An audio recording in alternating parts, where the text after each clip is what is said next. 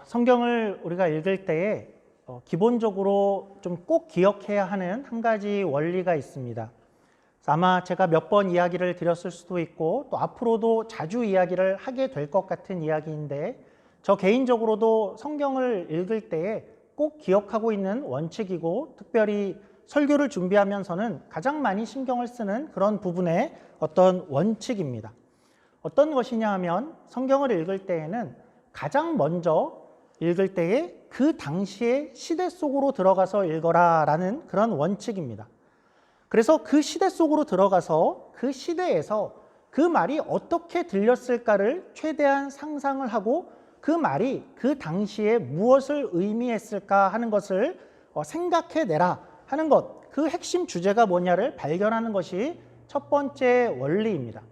그러니까 예를 들면 예수님께서 제자들의 발을 씻어 주셨는데, 그것을 보고 야, 너희들도 제자들끼리 서로 발을 씻어줘라 했을 때에는, 그때에는 정말 하고 싶은 말은 그 당시에 발을 씻어주는 사람들이 누구였죠? 하인들, 정말 낮은 사람들이 하는 일을 예수님께서 하신 것을 너희가 보았듯이 가서 너희도 낮은 자로 섬겨라의 얘기를 하는 것이었죠. 그래서 그 당시로 들어가서 그 말이 뭘 의미했는가를 우리가 그 핵심을 찾아내는 것이 중요한데, 그래서 우리는 성경을 읽을 때에 먼저는 그냥 현대적인 오늘날의 상황에서 그 말을 이렇게 듣는 것이 아니고, 이해하기는 성경이 쓰여질 때 그냥 무시간적인 상황에서 아무 정황도 없는 곳에서 그냥 들려진 외침들이 아니고, 어떤 특정한 상황, 그 배경 속에서 그 말이 들려졌으며 그 말이 뭘 의미하는가 하는 것을 찾자라는 것이지요. 그래서 예수님께서 발을 씻어 주었다고 해서 오늘날 야, 우리도 집사님 발 좀 벗으실래요? 양말 벗으세요. 이렇게 꼭 하라는 뜻이 아니다라는 것이죠. 그것은 우리가 꼭 기억을 해야 되고, 그래서 그 당시에 그 말이 어떻게 들렸을까를 이해하는 것이 굉장히 중요한데, 특별히 오늘 본문이 그렇습니다. 오늘 본문을 보시면 우리가 순서에 따라 오늘 본문에 이제 도달하게 되었는데, 꽤 어려운 본문입니다. 그리고 다양한 주장들이 나올 수 있는 그러한 본문의 내용인데, 분명히 이 본문을 읽으면서 많은 분들 또는 어떤 분들은 분명히 이 본문을 읽으면서 야, 성경이 다 좋지만 나는 이 본문은 별로 안 좋아해, 그런 생각들을 분명히 하실 수 있었을 것이고, 야, 이런 본문을 보니까 내가 생각해 왔던 대로 성경이라는 것은 정말 구시대적인, 정말 시대에 뒤떨어진 글이 분명해 라는 생각을 이런 본문을 보면서 할 수 있는 분들, 그런 분들이 많았을 것입니다.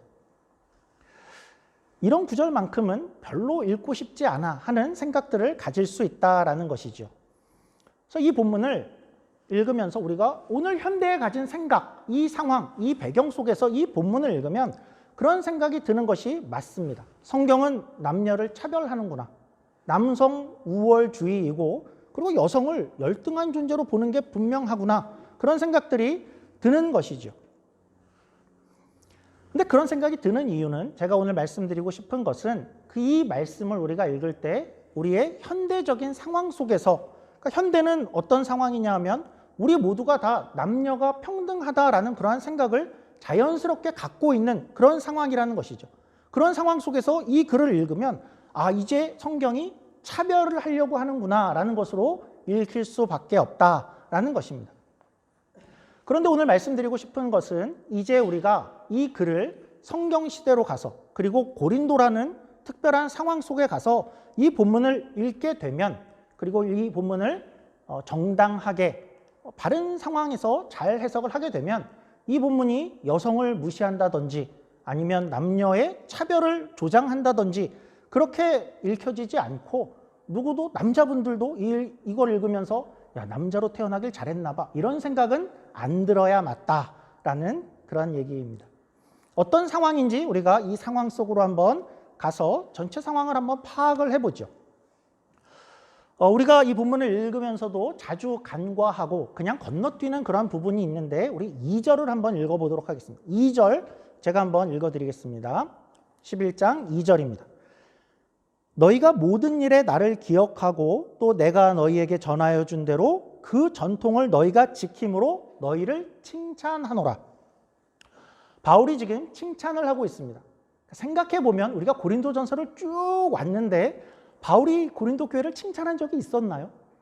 거의 맨날 혼만 나고 꾸중만 나고 그랬던 것 같은데 아마 거의 처음으로 칭찬을 하고 있는 것 같습니다. 뭔가 이 부분만은 고린도 교회가 잘하고 있어 라는 뜻이고, 잘하고 있는 것도 그냥 간단한 어떤 사소한 것이 아니어 보이죠. 야, 니네 비타민 잘 챙겨 먹고 있어? 밤에 양치 잘하고 자고 있어? 그러니까 그런 정도의 얘기가 아니라 아주 큰 칭찬을 지금 고린도 교회에 바울이 하고 있습니다. 어떤 칭찬인가 하고 보니까, 너희는 내가 가르쳐준 어떤 것을 잘 지키면서 이 기독교의 전통인데 전통을 잘 이어가고 만들어가고 있어 라고 얘기하고, 너희는 참 이걸 잘 지키고 있어 라고 얘기하고 있죠. 어떤 식이냐 하면, 지금 이 어떤 내용은 우리 이방 세계인데 이방 세계의 이방인들은 그렇게 안 하고 있는 것이었을 것이고, 그리고 유대인들도 그렇게 하고 있지 않은 것인데, 너희가 예수를 믿고 기독교인이 되고 교회가 되어서 너희가 뭔가를 잘 지키고 있어 라고 하는 내용입니다. 어떤 것에 관한 내용인지 자세히 나오지 않지만 우리가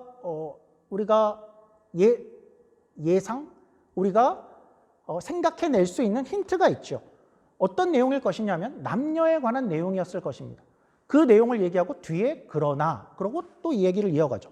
뭔가를 잘하고 있는데 그것은 남녀에 관한 바울이 고린도 교회에 가르쳐줬던 내용을 이방 세계와 다르게, 유대인들과 다르게, 세상과 다르게 교회가 잘하고 있어 라는 것을 지금 칭찬한 그런 부분이 2절의 내용이죠. 제가 소리를 너무 지르고 있나요? 괜찮으신가요? 예, 혹시 제가 화를 내고 있다거나 그렇게 생각하지 말아주시고, 예, 저는 괜찮은데. 그래서 여러분들이 이제 초대교회로 한번 우리가 가보면 그 당시에 교회가 굉장히 잘하고 있는 것이 한 가지 있었습니다. 그 당시에 교회라는 그 새로운 조직, 그렇죠? 유대교회 없었고 이방 세계와 다른 교회라는 예수를 믿는 십자가로 인한 교회가 생겼을 때에 그 사회에서 교회가 굉장히 다른 큰 특징이 한 가지 있었습니다.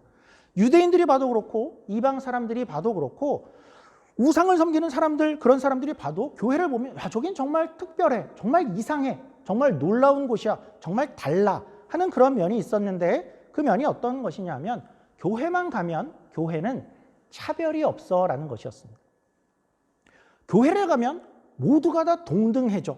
그러니까 이것이 매우 놀랍고 다른 점이었습니다. 교회 안에만 오면 첫째로는 유대인과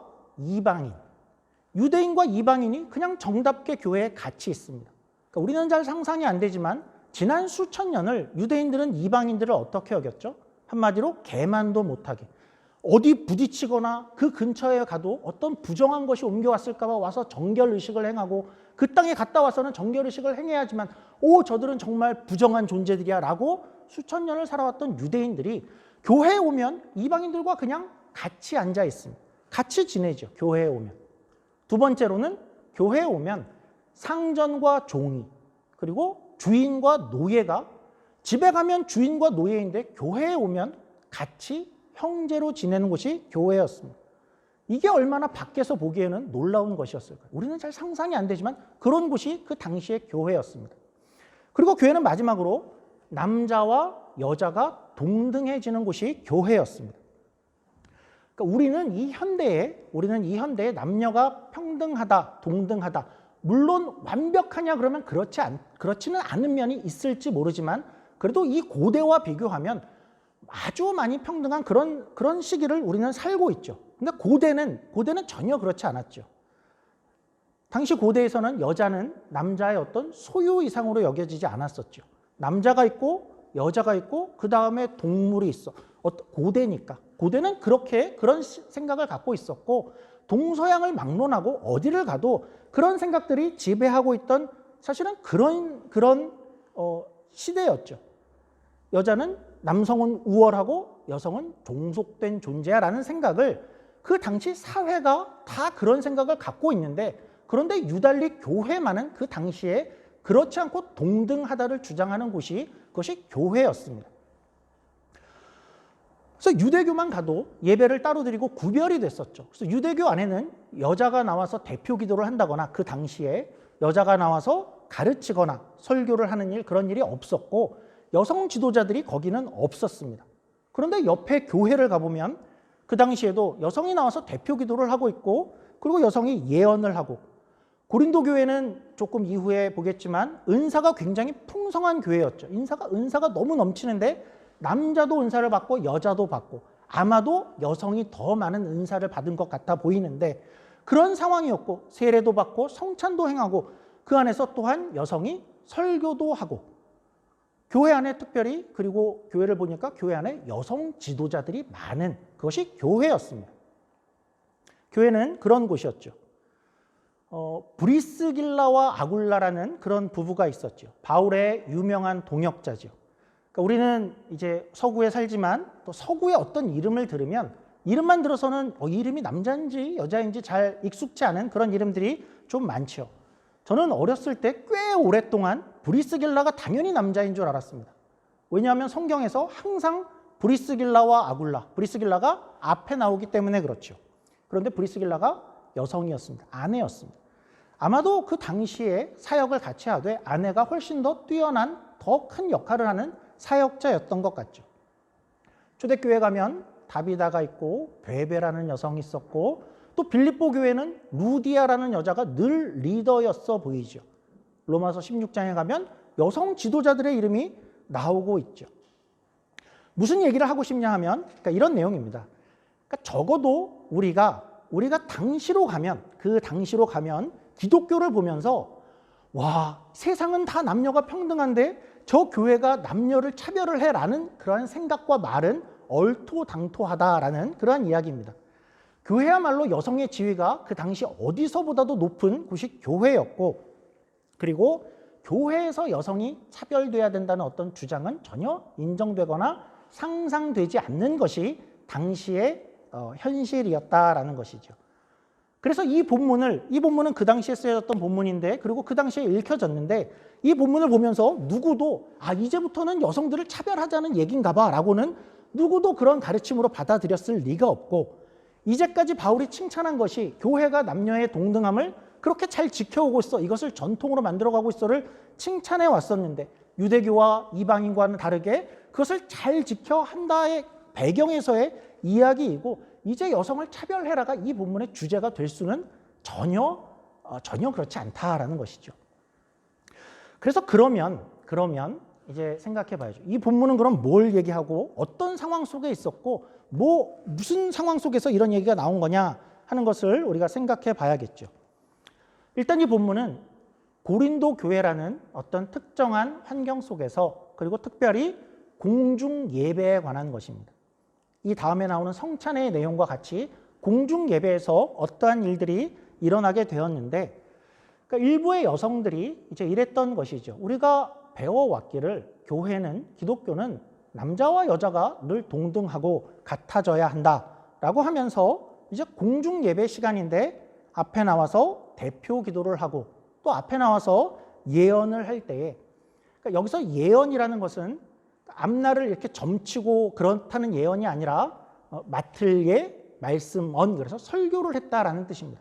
그래서 여성이 앞에 나와서 대표 기도를 하고 여성이 앞에 나와서 설교를 하는 그러한 때에 어떤 여성들이 머리에 쓴 것을 이제 벗어 던지고 그것을 하고 있다라는 것입니다.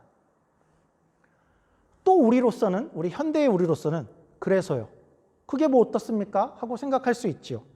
머리에 얹은 것 좀 내려놓고 하면 그게 무슨 문제입니까? 라고 우리는 생각할 수 있죠. 우리는 아무도 지금 안 쓰고 있으니까. 그러니까 일단 우리가 한 가지 확인하는 것은 그러니까 이 내용이 굉장히 문화적인 것을 포함하고 있다라는 것을 우리가 벌써 인식하게 되죠. 왜냐하면 우리가 지금 안 쓰고 있다 하는 것은 이 당시에 머리에 뭔가를 썼다 하는 것은 굉장히 문화적인 어떤 이슈였구나라는 것은 우리가 먼저 확인을 하고 들어갈 수 있겠죠. 그래서 당시로 우리가 가서 당시에 그 상황 가운데 그 사회 가운데에서 여자가 머리에 무언가를 썼다 하는 것이 당시에 뭘 의미했을까라는 것을 생각해야겠죠. 당시로 가면 여성이 머리가 길거나 머리에 무언가를 썼다 하는 것이 어떤 여인으로서의 품위, 정숙함, 그리고 고급함을 상징하는 그런 의미를 갖고 있었습니다. 그리고 반대로 가면 여성이 그냥 짧은 머리를 갖고 있는 것은 당시에는 굉장히 수치스럽고 그리고 천박한 모습으로 그렇게 여겨지는 그런 시대였습니다. 그래서 실제로 그 당시에 어떤 이가 머리에 뭔가를 안 쓰고 짧은 머리를 하고 지나다니는 여성들이 있었는데 그런 여성들은 거리의 여자들이었습니다. 그러니까 창녀들, 매춘부들이 그 당시에 그런 모양새를 하고 다녔었죠. 그리고 또 일반 여성들이 그렇게 하고 다닌다고 하면 어떤 여인들이 그랬냐면 간음하다가 걸린 여인들. 민수기 5장에서도 간음하다 걸린 그 자의 머리를 잘라라 라고 이야기를 하고 있죠. 우리 같으면 야 머리를 자르는 게 뭐 어때서 그냥 단발머리 되는 거 아니야? 그렇게 생각이 들지만 그 당시에는 그렇지 않았다는 거죠. 그렇게 드러내는 게 그것이 최고의 수치를 나타내는 그런 시대였다라는 것이고 모두가 다 그것에 동의하고 그렇게 생각을 하고 있었다이죠. 또한 포로로 잡혔을 때도 머리를 잘렸죠. 이스라엘도 아수르의 포로가 되었을 때에 아수르인들이 와서 이스라엘의 머리를 잘랐습니다. 그러니까 물론 이 머리를 잘랐을 수도 있고 이 머리도 잘랐을 수 있지만 이 머리를 이렇게 잘라냈었습니다. 왜냐하면 그것이 수치를 주는 방법이고 너는 노예라를 그렇게 알려주는 그렇게 공격하는 그런 방법이었기 때문이죠. 그래서 그냥 여러 가지 예를 생각해 봤는데 우리가 좀 감을 잡자 하면 아마 조선시대에 양반들은 상투를 틀지요. 양반의 상징으로 상투를 딱 들고 있는데 이 상투를 누군가 와서 싹둑 잘라버린 그런 느낌이 아니었을까. 머리를 풀어헤치게 되고 그것은 뭔가 죄를 지었든지 반역죄를 지었든지 어떤 비난을 받는 수치가 된다라는 그런 느낌이었을 겁니다. 그래서 당시에 여성이 머리에 무엇을 쓴다라는 것은 어떤 남편과 어떤 남자의 권위와 보호 아래 그 아래 안정적인 그 자리를 갖고 있는 어떤 존재라는 그런 의미를 갖고 있었고 머리에 쓰는 것이 없다라는 것은 나는 창기다라는 뜻이든지 아니면 나는 남편이 있어도 남편을 업신여긴다. 그 권위와는 난 상관없어 라든지 아니면 뭐 간음을 하다가 걸렸거나 남의 어떤 다른 남자의 시선을 끌기 위한 그런 여성으로 보이는 그런 장면이었고 나는 노예다. 간음한 여자다. 그런 인식이 있었다라는 것이죠. 그 당시에 모든 이들이 그렇게 여기고 있었다이죠. 또 생각해보면 조선시대로 가서 이번에 조금 다른 예로 어떤 양반집 규수가 고급한 여인이 그 당시도 우리도 사극을 보면 다 머리에 뭔가를 쓰고 다녔죠. 그 다녔는데 그리고 높은 귀 양반, 귀족 같은 양반의 규수가 그러고 가는데 어떤 남성들이 와서 그것을 잡아서 채서 벗겨버렸다고 생각을 해보죠. 그러면 그건 아무 일이 안 일어난 것이 아니라 굉장히 그 여인을 공격하고 수치를 준 게 된 것이죠. 그러니까 그런 것과 조금은 비슷해 보이죠. 그래서 이러한 것이 얼마나 당시에 당연한 생각이었냐를 바울이 이런 식으로 표현을 한 겁니다. 우리 본문 14절, 15절 제가 한번 읽어드리겠습니다. 그래서 본성이라는 말이 그래서 여기에 나오는 것입니다. 14절, 15절입니다. 만일 남자에게 긴 머리가 있으면 자기에게 부끄러움이 되는 것을 본성이 너희에게 가르치지 아니하느냐. 만일 여자가 긴 머리가 있으면 자기에게 영광이 되나니 긴 머리는 가리는 것을 대신하여 주셨기 때문이니라. 지금도 그렇나요? 그렇지 않죠. 지금은 그렇지 않습니다. 그러나 당시에는 누구나가 그렇게 느끼지 않느냐, 이것은 본성과 같은 것이다라고 말할 수 있는 것이었다라는 것입니다. 그러니까 이런 겁니다. 지금 공중예배 시간입니다. 고린도 교회 공중예배, 주일예배, 공예배 시간이 되었습니다. 그런데 그 공중예배 안에 어떠한 여인들이 나와서 대표 기도를 하는데 머리에 쓴 것을 그렇게 여겨지고 있는 것을 벗어 던지고 앞에 선 것입니다. 또 우리로 생각하면 아마 이런 것과 비슷할 겁니다. 아주 큰 교회의 어떤 대형 교회의 주일 예배 때 어떤 여인이 대표 기도를 하는데 앞에 나오는데 보니까 비키니를 입고 앞에 나오는 겁니다. 어떨까요? 비키니도 괜찮을 수도 있죠. 아마 그러면 그냥 속옷만 입고 나온 꼴이라고 생각을 해보죠. 뭐 그것도 인정되는 어떤 문화가 있을 수도 있지만 그러나 우리식으로 생각하면 이런 생각이 들지요. 아니 왜 굳이 저래야 되는가? 그 생각이 제일 먼저 들겠죠. 굳이 주일 예배에 꼭 저렇게 해야 되는가? 모두에게 은혜가 안 될 텐데 왜 저걸 꼭 그렇게 하지? 그런 느낌이 이 당시에 고린도 교회에 느껴지는 상황이었죠. 그러니까 좀 이해가 되시죠? 그래서 이 정도만 해도 우리는 충분히 이해가 되는데 당시 고린도를 생각하면 조금 더 큰 이유가 있었습니다. 이것이 더 큰 문제를 유발할 수 있었는데 그 주변에 고린도에는 이런 모습을 뭔가를 벗어던지고 그렇게 나오는 여인들을 볼 때에 연상되는 다른 어떤 예배의 장면들, 다른 예배의 어떤 담당자들이 생각이 났는데 어떤 예배냐면 이방 제사, 이방 신전에서의 모습이 떠올리게 하는 그런 모습이었습니다.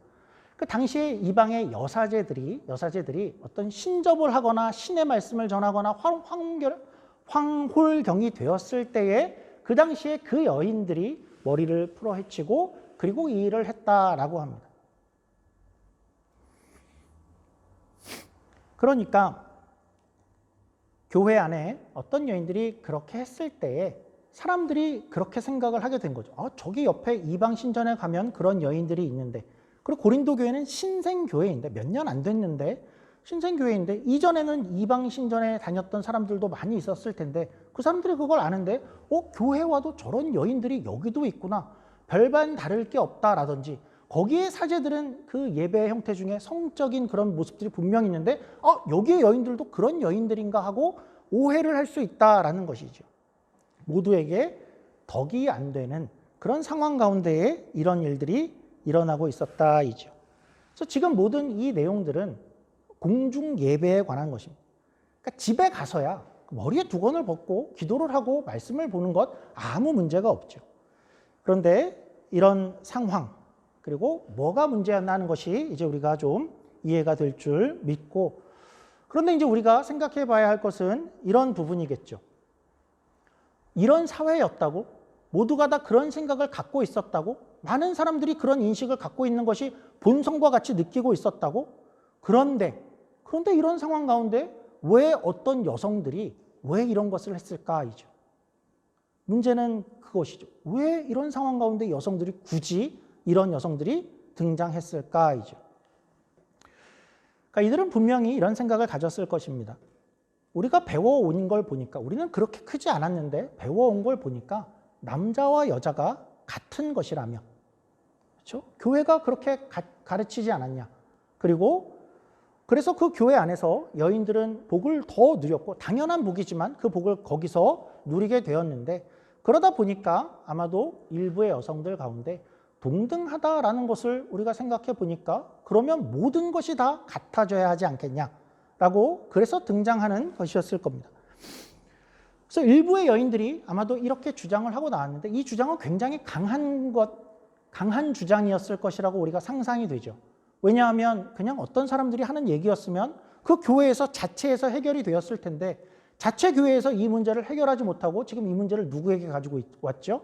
저 멀리 떨어져 있는 바울에게 가져올 정도로 아주 큰 문제가 되었고, 가장 큰 교회에 혼란을 갖고 있는 문제가 되어서 이제 바울에게 가지고 왔고, 우리가 살펴봤듯이 그들이 주장한 문제가 그냥 어떤 단지 똑같아져야겠어라는 어떤 다른 문제였다 그러면 그게 뭘 문제였고 막았겠습니까? 그런데 이것이 뭐였죠? 그 문화 안에서는 수치스러운 모양새였고, 또 이방 사제를 떠올리게, 주일 예배 때 그것을 떠올리게 하고, 또 성적인 욕망을 일으키게 하는 그러한 모습들을, 그런 것을 연상케 하는 장면이어서 예배에 덕이 되지 못하는 그런 문제가 발생하는데, 그럼에도 불구하고 그것을 알면서도 그렇게 똑같아져야 하겠다라고 주장하는 것은, 그것은 안 된다가 되는 것이죠. 그것에 관한 이제 문제였던 것입니다. 그래서 거기에 사실은 바울은 제 생각에는 이렇게만 대답해도 충분했을 것 같은데, 우리가 앞에서 다뤄왔던 계속된 내용이었죠. 어떤 내용들이었냐 하면, 그것을 너희가 그렇게 할 자유가 왜 없겠냐? 우리는 모든 자유를 가지고 있어. 할 수 있어. 그러나 그것이 덕이 되지는 않지 않냐? 그것이 은혜가 되지는 않지 않냐?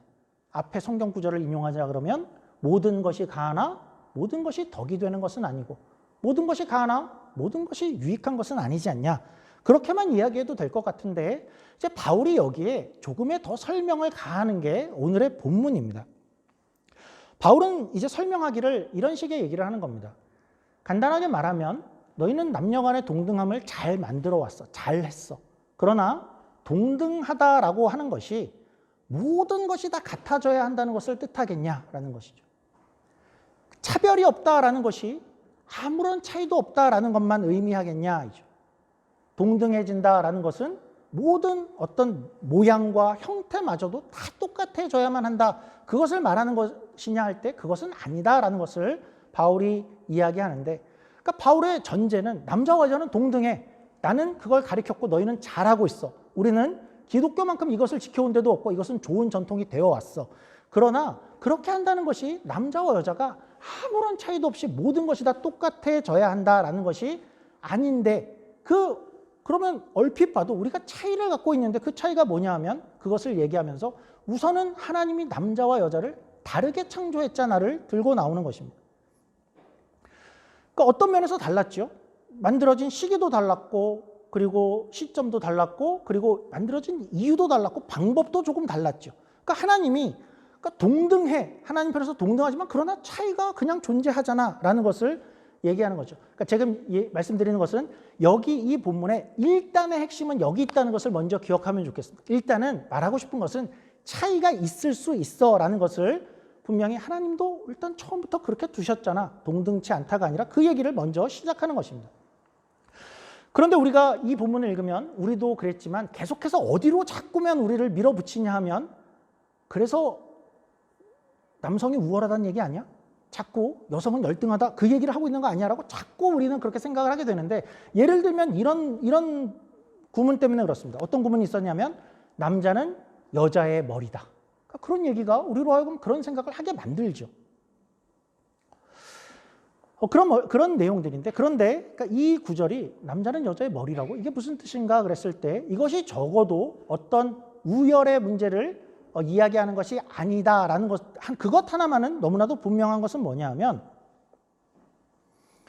이것을 남자와 여자를 우열의 문제로 누군가가 생각을 하게 된다 그러면 기독교 안에 아주 중요한 매우 핵심적인 교리 하나를 이렇게 부정하는 꼴이 되어져 버립니다. 어떤 면에서 그러냐 하면, 남자는 여자의 머리다라고 이야기하면서 이어서 뭐라고 얘기하냐면, 같은 선상에서 하나님은 그리스도의 머리다라는 표현도 동일하게 쓰고 있습니다. 그래서 남녀가 만약에 우열의 문제라고 한다면 그러면 어떻게 되죠? 하나님과 그리스도도 우열의 문제, 우열의 관계가 되는 것이겠죠. 그러면 이어서 우리가 가지고 있는 기독교의 핵심적인 교리, 삼위일체라는 교리가 그냥 그것을 부정하는 꼴이 되어지게 됩니다. 삼위일체라는 것은 간단하게 말하면 그 핵심은 어디 있냐 하면 세 분이 모두가 다 동등하다라는 것이 그 교리의 핵심입니다. 그래서 하나님은 무슨 거기서 대장이고 예수님이나 성령님은 쫄따구가 아니야, 그 얘기를 하고 싶은 것이 삼위일체라는 그 아주 중요한 교리지요. 그런데 남녀를 이걸 보면서 우열의 문제라고 누군가가 생각을 한다 그러면 하나님과 그리스도도 우열의 문제로 가져가게 되고, 그러면 그 얘기는 삼위일체를 나는 부정하겠어 라는 얘기밖에 되지 않는 것이고, 사도 바울이 지금 그 얘기를 하고 싶은 것일 리가 없다라는 것이죠. 그래서 여기 머리라는 단어가 우리에게 분명히 어떤 오해와 다른 선입견을 갖게 하는데, 여기서 머리라는 이 헬라어 원어 케팔레라는 단어는 물론 대장, 우두머리라는 뜻을 갖고 있습니다. 그렇게 많이 쓰이는 단어입니다. 그러나 동시에 또 어떤 단어로 쓰이냐 하면 어떤 시작, 먼저, 원천, 근원, 이런 뜻도 가지고 있는 단어가 테팔레라는 뜻이고, 여기서는 우리는 그런 뜻으로 쓰였겠구나라고 그렇게 이해를 합니다. 그러니까 어떤 뜻이냐면 남자가 여자보다 먼저 났다, 그리고 어떤 원천이 되었다. 우리가 창세기를 보면 그런 모습들이 보이죠. 그러니까 그 얘기를 하고 있는 것이고, 이 얘기를 바울이 왜 꺼낸다고요? 왜냐하면 일단의 핵심은 남자와 여자가 차이가 여러 개가 있어. 차이가 있어를 얘기하는 것, 그것이 우선의 핵심이고, 그리고 바울도 염려하고 있습니다. 이 얘기를 하면서 남녀가 자꾸 우열의 문제로 가게 되는 거 아니야? 그것을 바울도 염려하고 있어서 바울이 그것이 아님을 또 이렇게 얘기도 했죠. 11절, 12절입니다. 11절입니다. 11절, 12절입니다. 바울이 이렇게 얘기합니다. 그러나 주 안에는 남자 없이 여자만 있지 않고 여자 없이 남자만 있지 아니하니라. 이는 여자가 남자에게서 난 것 같이 남자도 여자로 말미암아 났음이라. 그리고 모든 것은 하나님에게서 났느니라. 남자 없이 여자 없고 여자 없이 남자 없다. 남자가 아무리 대단해봐야 여자에게 나온 것 아니냐. 그러니까 그 얘기죠. 그리고 모두가 다, 바울의 얘기는 하나님께 나온 존재야, 우열의 문제는 아니야 라고 바울이 이야기를 하는 것이고, 유진 피터슨이라는 유명한 분이 메시지 성경이라는 성경을 이렇게 현대어로 비슷하게 번역을 했는데, 이 부분을 어떻게 이야기를 했냐면 이 부분을 그대로 이렇게 번역을 했습니다. 이제부터는 순서를 논하면서 누가 더 우월하냐 하는 것을 금하도록 합시다. 이제 그것을 그만합시다. 그러니까 순서를 논하면서 이것이 이 본문 속에서 바울이 우열을 얘기하는 것은 전혀 아니니까 그런 얘기는 하지 맙시다라고 그렇게 번역을 한 거죠. 그러니까 확인이 되죠. 이 본문은 우열의 문제로 갈 수 없고 차별의 문제를 얘기하는 것은 전혀 아니다 이죠. 자, 그러면 우리는 현대에서 이 본문을 통해서 무엇을 배울 수 있을까? 어떤 생각을 할 수 있을까요? 그러니까 이런 점을 한번 생각해 보죠. 우선 여인들이 왜 그랬을까 하는 점이었죠. 왜 그런 위험을 무릅쓰고 나섰을까? 그 특정한 여인들의 마음은 무엇이었을까? 분명히 어떤 욕심과 욕망이 동기가 되었을 것입니다. 하나님 앞에서 남성과 여성됨은 너무나도 당연하고 동등함은 너무나도 당연하고 강조되어야 함에 마땅하고 당시 교회가 그것을 잘하고 있었고 고린도 교회도 그것에 앞장서고 있었지만 그러나 이 어떤 특정한 여인들 가운데의 생각에는 나는 은사도 굉장히 많이 받고 나는 대표 기도도 할 만한 사람이고 대표로 설교도 할 만한 그런 사람이야. 그러면 이제부터는 내가 원하는 거 뭐라도 좀 할 수 있어야 되는 거 아니야?